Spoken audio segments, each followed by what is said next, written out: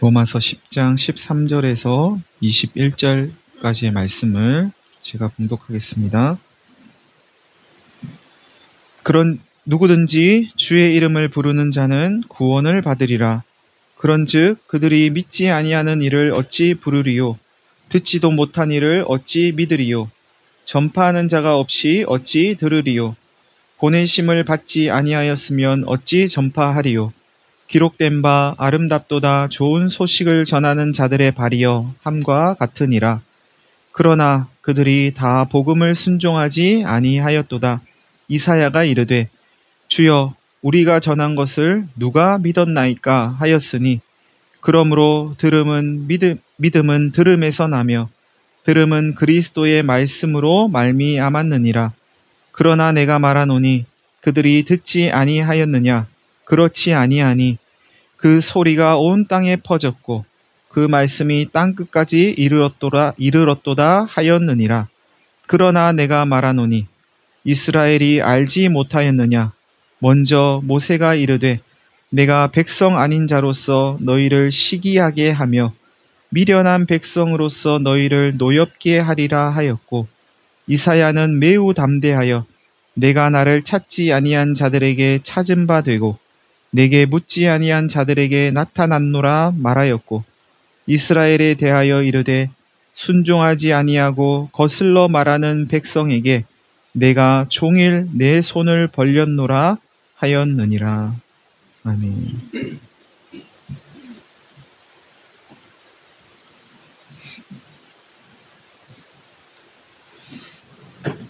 누구든지 주의 이름을 부르는 자는 구원을 받으리라 하면서 오늘 본문이 시작합니다.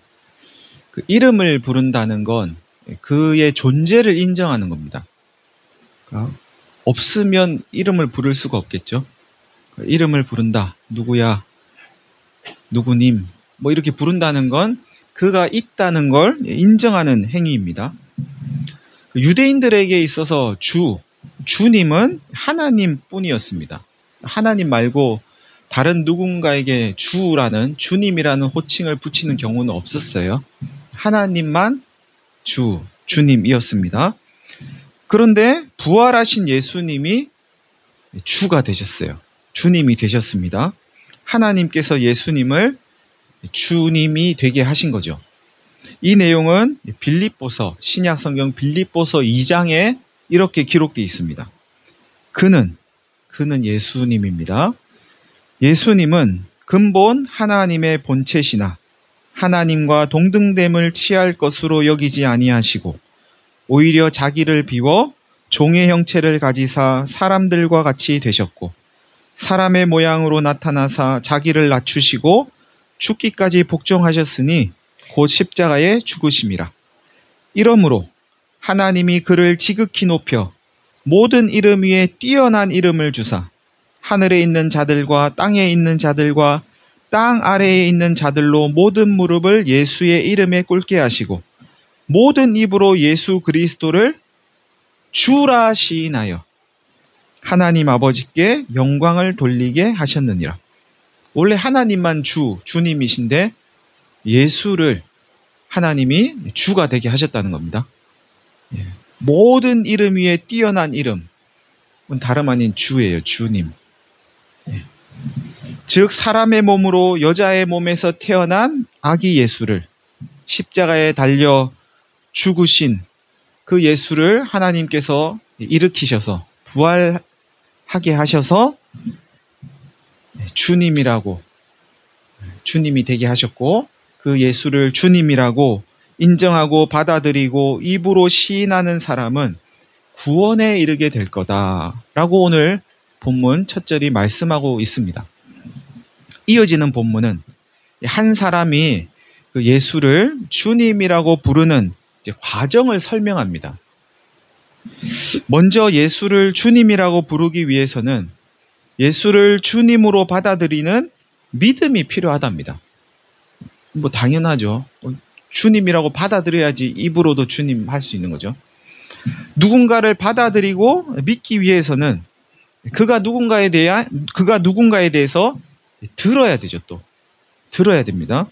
듣기 위해서는 들려주는 사람, 즉 전파하는 사람이 있어야 되고, 전파하기 위해서는 전파하세요 하면서 전파하라고 보내는 사람이 또 있어야 된답니다. 거꾸로 말하면 보내는 자가 있어야 전파할 수 있고, 전파하는 자가 있어야 들을 수 있고, 들어야 믿음이 생기고, 믿음이 생겨야 예수를 주님이라고 부를 수 있게 된다는 겁니다.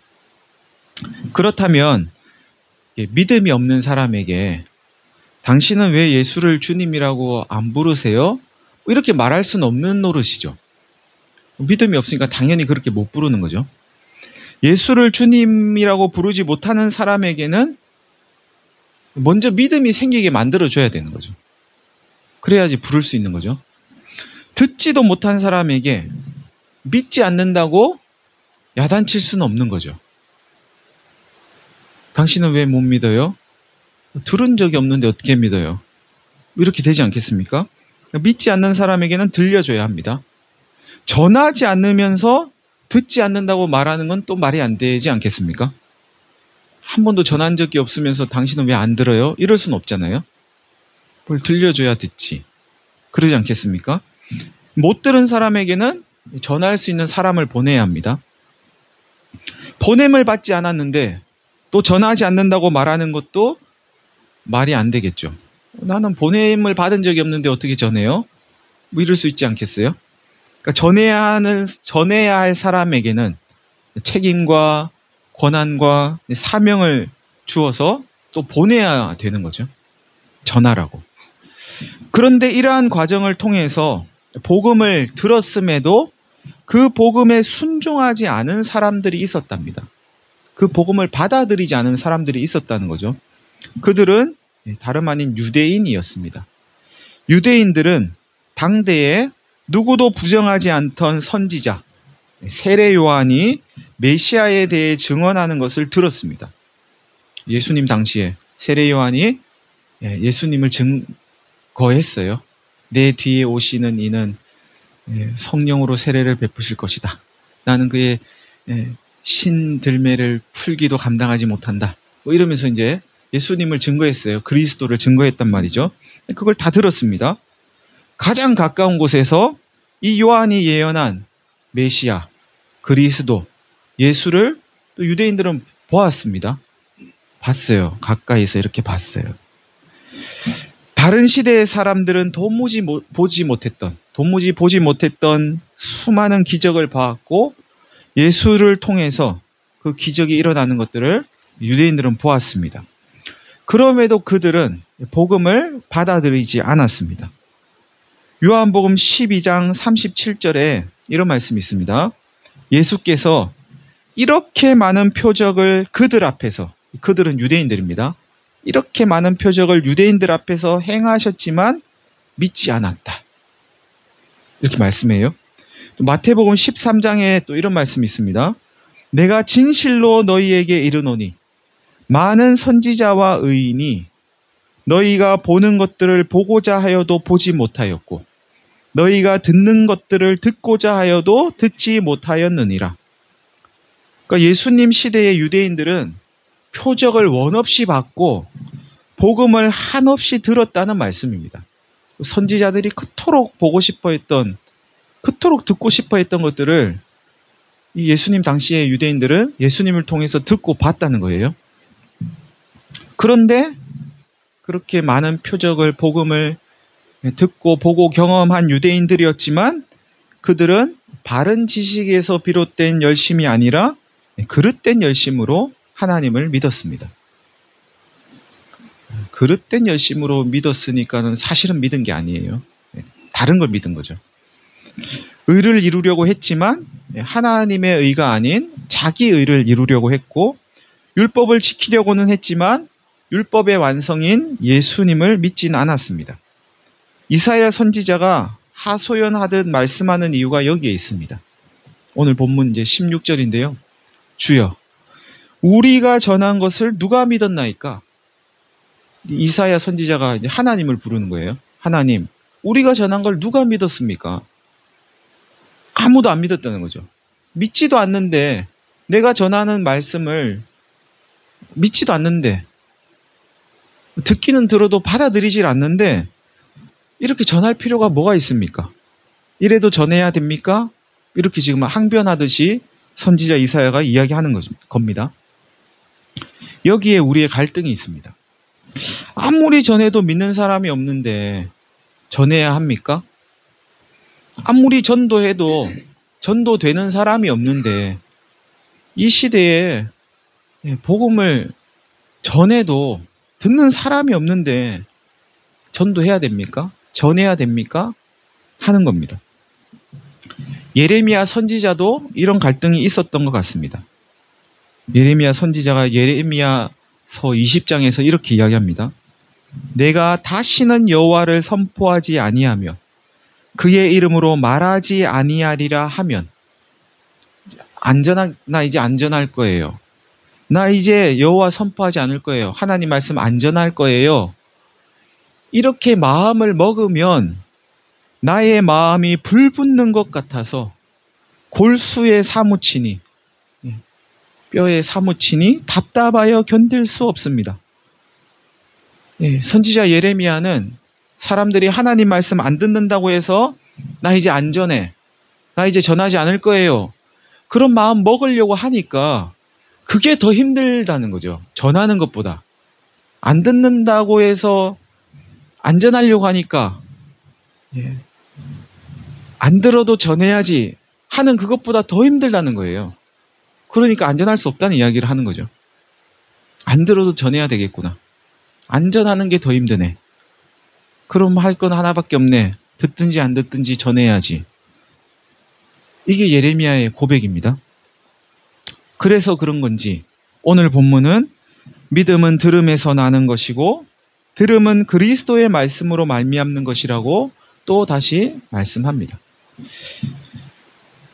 전했는데 믿지 않는다고 해서 그만두면 안 되고 믿음은 그리스도의 말씀을 들어야만 생기는 거니까 하나님을 믿는 믿음, 예수를 믿는 믿음은 하나님의 말씀, 예수 그리스도의 말씀을 들어야지 생기는 거니까 복음을 들어야 생기는 거니까 포기하지 말고 끊임없이 그리스도의 말씀을 전하라는 말씀입니다. 여기 우리가 주목해야 할 게 있습니다. 믿음은 들음에서 생긴다는 사실입니다. 믿음은 보는 데서 생기는 게 아니고 듣는 데서 생긴답니다. 그런데 사람들은 보는 걸 통해서 믿음을 얻으려고 합니다. 보면 믿음이 생길 거야 라고 생각하는 사람들이 많이 있습니다. 예수님 시대에도 사람들은 기적을 보려고 했습니다. 그래서 예수님에게 당신이 하나님의 아들인 줄 우리가 믿을 수 있게 표적을 보여주세요. 당신이 그리스도라는 걸 우리가 믿을 수 있게 뭘 좀 보여줘 보세요. 이렇게 요구를 하죠. 그리고 그들은 실제로 보기도 했습니다. 봤어요. 예수님이 행하시는 많은 이적들을 봤어요. 아픈 사람을 고치고 도저히 들어본 적이 없는 나병 환자를 고치고 중풍병자를 고치고 죽은 사람을 일으키고 귀신이 쫓겨나가는 것도 보고 많이 봤습니다. 다 봤어요. 그러나 그들은 그런 기적을 보고도 예수님을 믿지 못했습니다. 예수님의 기적을 봤던 사람들 가운데 예수님을 믿은 사람들보다 믿지 않은 사람이 훨씬 많았습니다. 믿은 사람은 별로 없었어요. 출애굽한 이스라엘 백성들은 광야에 살면서 수많은 기적을 봤습니다. 홍해가 갈라지는 것, 홍해에 길이 생기는 걸 보았고 거기에 또 다시 물이 넘쳐서 애굽의 군대가 수장되는 것을 보았고 하늘에서 만나와 메추라기가 내리는 걸 보았고 반석에서 돌덩이에서 물이 나오는 걸 보았고 도저히 승리할 수 없는 아말렉과의 전쟁에서 자기들이 승리하는 것을 봤고 매일같이 기적을 봤습니다. 보고 봤죠. 그런데도 그들은 하나님을 믿지 못했습니다. 봐도 못 믿어요. 여러분, 사람들이 예수님을 받아들이지 못하는 것은 못 봐서가 아닙니다. 자아가 너무 강해서 하나님을 받아들일 수가 없는 거죠. 믿을 마음이 없기에 보여달라고 하는 겁니다. 본래 믿음은 보는 것을 통해서 생겨나지 않습니다. 보는 것을 통해서 믿음이 생겨나는 거라면 아마 오늘 로마서 이렇게 적어놨을 거예요. 믿음은 보는 것에서 생기고, 이렇게 해놨겠죠. 이미 보여진 것은 우리의 믿음과는 이제 상관이 없어요. 보여졌잖아요. 이거 하나님이 일으키신 기적입니다. 하나님이 일으키신 일입니다. 라는 걸 받아들이냐 말 거냐만 남은 거죠. 반석을 쳐서 물이 나왔어요. 이 기적이잖아요. 이건 이미 일어난 일이죠. 근데 이거 하나님이 하신 거예요. 라고 말해도 하나님을 본 적이 없으니까 못 믿는 거죠, 사실은. 근데 하나님은 분명히 물이 나오게 해주셨어요. 근데 이거를 또 받아들일 거냐 말 거냐 요거만 남은 거예요, 이제. 보여지고 나면. 거기에는 믿음이 작동하지 않습니다. 나타난 것은 이미 사실로 드러났기 때문에 우리가 믿느냐 믿지 않느냐와 별로 상관이 없습니다. 믿지 못하는 것이 못 봐서라고 말하는 건 믿지 않으려는 마음이 먼저 있는 겁니다. 믿고 싶지 않은 마음이 먼저 있는 겁니다. 그러니까 봐도 못 믿는 거죠. 봐도 못 믿어요. 이제 안 믿으려고 하는 마음이 있는 사람은 하나님이 안 보이기 때문에 믿을 수가 없어요. 반석에서 물이 나고 죽은 사람이 살아나고 해도 이걸 하나님이 하셨다는 걸 어떻게 증명해요? 하나님을 본 적이 없는데. 애당초 믿으려고 하는 마음이 없는 겁니다. 그런 식으로 계속 믿음을 왜곡하는 거죠. 사도 베드로는 베드로전서 1장에서 구원에 이르는 믿음은 예수님을 안 보고도 사랑하는 믿음이라고 말씀합니다. 구원에 이르는 믿음은 예수님을 안 보고도 믿는 믿음이래요. 사도 바울은 고린도전서 5장에서 이렇게 이야기합니다. 우리가 믿음으로 행하고 보는 것으로 하지 않습니다. 이런 말씀을 해요. 근데 믿음으로 행하는 건 보고 행하는 게 아니랍니다. 이렇듯 믿음은 보는 거하고는 구별되고 보는 것에서 생기는 게 아니라 들음을 통해서 생기는 거라고 오늘 본문은 말씀합니다. 그러니 믿음이 없는 사람에게 믿음이 생기게 하는 방법은 포기하지 않고 들려주는 것밖에는 방법이 없습니다. 사람의 말이 아닌 하나님의 말씀, 처세술이 아닌 그리스도의 복음을 전해야 합니다. 그래야 그들도 그리스도에 대한 믿음을 가질 수 있습니다. 여기에 오늘날 교회가 풀어야 할 숙제가 적어도 2가지 있다 싶습니다. 하나는 보는 것에 익숙한 오늘의 시대에 어떻게 들려줄 것인가 하는 겁니다. 온갖 멀티미디어 기기들이 사람들을 보는 것에 익숙하게 만들어 버렸습니다. 이미 오래됐죠. 현대인들은 보는 것에 익숙하고 보는 것을 통해서 더 빨리 인식하죠. 그래서 들으려고 하기보다는 보여달라고 하는 게 훨씬 많습니다. 보여주세요. 설교도 요즘 보여주잖아요, 많이. PPT도 보여주고 영화도 보여주고 보여줘요, 다. 보여줌으로 메시지를 전달하려고 하는 경우가 많이 있습니다. 그럼 더 빨리 받아들이긴 해요. 더 빨리 인식하고. 끊임없이 보여달라고 하는 그 사람들의 외침에 맞서서 묵묵히 들려주는 길을 갈 수 있을까? 내가 아무리 보여줘도 여러분에게 믿음이 생기기는 어려울 겁니다. 들으셔야 됩니다. 들어야 믿음이 생길 수 있습니다. 믿음은 들음에서 납니다. 이런 믿음을 가지고 지속적으로 들려주는 길을 갈 수 있을 것인가 하는 겁니다. 또 하나의 숙제는 들려주기는 들려주는데 다른 것이 아니고 그리스도의 말씀을 들려줄 수 있을 것인가 하는 겁니다. 어떻게 하면 이 세상에서 성공할 수 있을지 처세술을 알려달라고 하는 사람들에게 세상 사는 방법이 아니라 하나님 나라 백성으로 사는 방법을 들려줄 수 있을 것인가? 이 세상의 일이 아닌 하나님 나라의 일을 전하신 그 예수님의 말씀을 바르게 들려줄 수 있을 것인가? 예수님의 말씀을 가감없이 전할 수 있을 것인가 하는 것이 믿음은 들음에서 나며 들음은 그리스도의 말씀으로 말미암는다는 사실을 믿는 오늘의 교회가 감당해야 할 몫이 아닐까, 교회에 주어진 숙제가 아닌가 싶습니다. 여러분 안에 하나님을 믿는 믿음, 그리스도를 믿는 믿음이 생기길 원하신다면 하나님의 말씀에 귀를 기울이실 수 있기를 바랍니다. 보는 것 쫓지 마시고 들음을 쫓으실 수 있기를 바랍니다.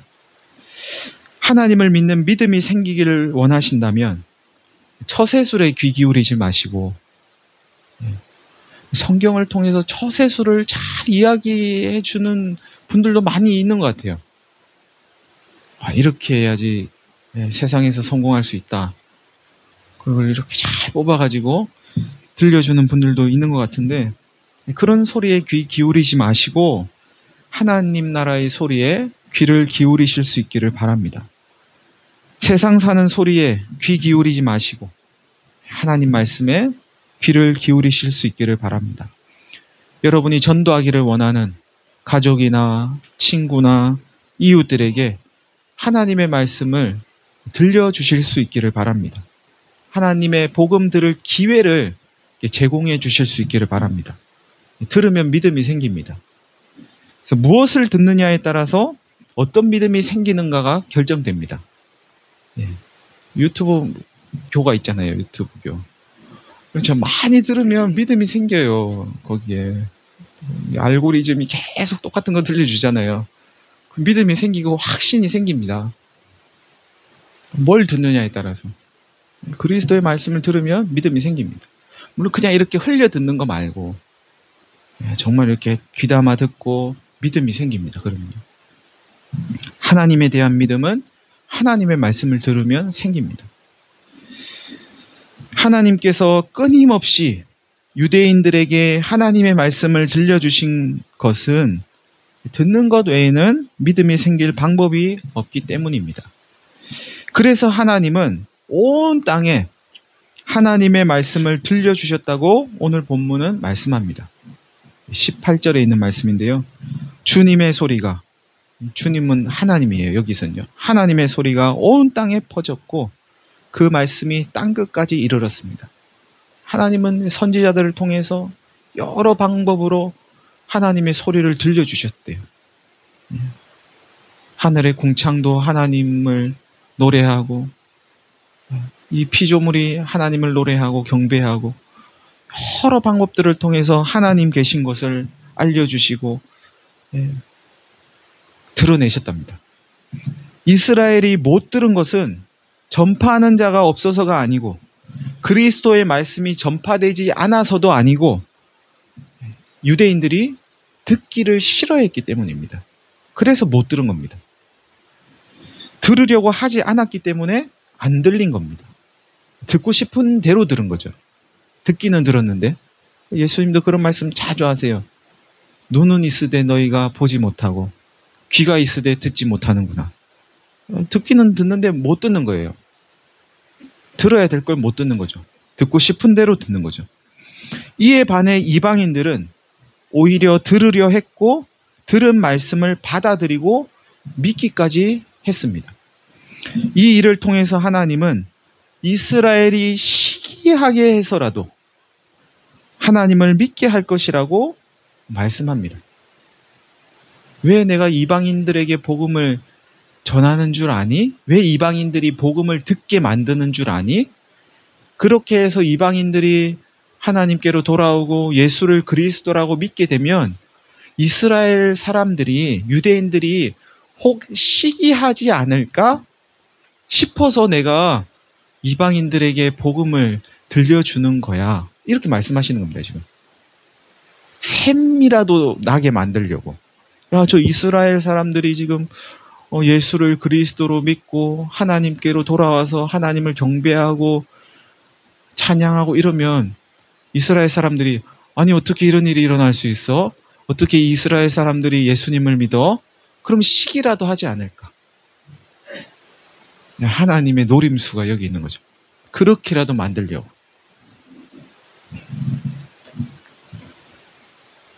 순종하지 않고 거슬러 말하는 이스라엘에게, 그래서 하나님은 여전히 종일토록 손을 벌리고 있다고 말씀합니다.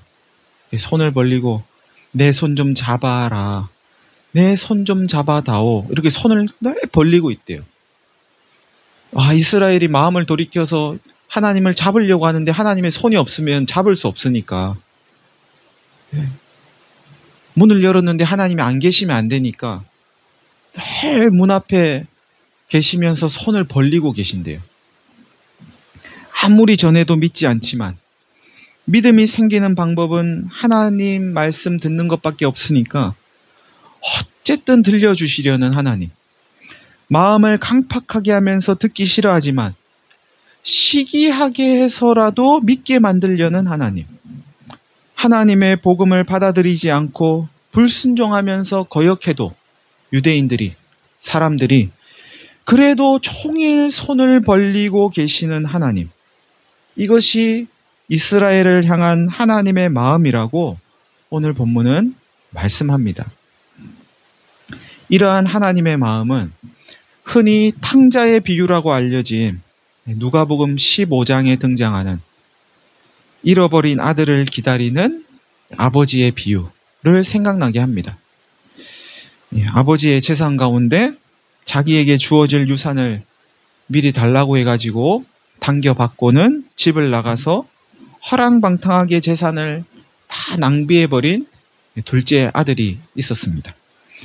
자기 잘못을 뉘우치고 스스로 돌이켜 아버지를 찾아오는 그 아들을 멀리서 보고는 아버지가 달려가서 끌어안고 입을 맞추고 그 아들을 아버지가 맞이합니다. 이 모습에서 우리는 아들이 집을 나간 이후로 아버지는 매일같이 손을 벌리고 아들을 기다렸을 거라는 사실을 어렵지 않게 짐작할 수 있습니다. 여러분, 이것이 어디 이스라엘만을 향한 하나님의 마음이겠습니까? 우리를 향한 하나님의 마음은 아니겠습니까? 불순종하고 거역하고 마음을 강팍하게 해도 여전히 손을 벌리고 계시는 하나님 때문에 오늘 저와 여러분이 이 자리에 있는 게 아니겠습니까? 종일토록 손을 벌리고 계신 하나님으로 인해서 오늘 우리가 구원의 반열에 들어서고 믿음의 길을 걷고 있다면 우리는 지금도 여전히 종일토록 손을 벌리고 계시는 그 하나님의 마음을 좀 헤아려 봐야 하지 않겠습니까? 하나님께서 내밀고 계신 그 손을 잡아야 할 우리의 이웃들에게 그리스도의 말씀을 들려줘야 하지 않겠습니까? 우리의 이웃들이 하나님의 손을 잡고 구원의 길을 걸어갈 수 있도록 도와야 할 책임이 우리에게 있지 않겠습니까? 사랑하는 성도 여러분, 그동안 수없이 전해봤는데 믿지 않는다고 포기하지 마시고 그리스도의 말씀을 듣지 않고서는 하나님에 대한 믿음이 생길 방법이 없다는 사실을 받아들이시면서 이 세상에 그 무엇도 우리를 생명의 길로 인도할 것이 없다. 정치도 경제도 지도자도 그 무엇이 우리를 생명으로 인도할 수 있겠는가? 없지. 라는 사실을 분명히 인정하시면서 다시금 하나님 말씀을 들려주는 일에 도전하실 수 있기를 바랍니다. 그래서 그들이 하나님의 손을 붙잡고 우리와 함께 믿음의 길을 걸어갈 그날을 기대하면서 전도자의 삶을 살아가는 저와 여러분이 되시기를 간절히 바랍니다. 우리 다 같이 한 1분 정도 기도하겠습니다.